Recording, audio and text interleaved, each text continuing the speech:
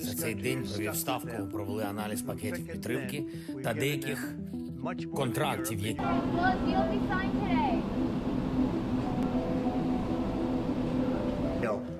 We're going to feel very good. Feel influence. We're going to feel very good and very strong. You will feel influence. You're right now not in a very good position.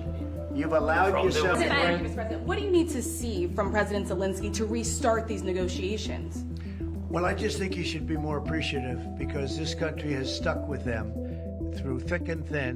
We've given them much more than Europe, and Europe should have given more than us because, as you know, that's right there, that's the border.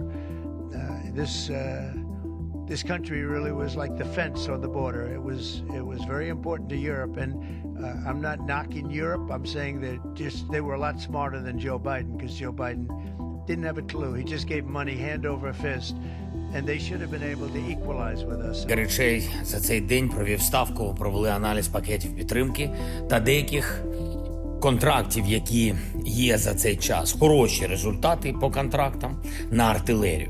Україні потрібна міцна основа. Далі дрони.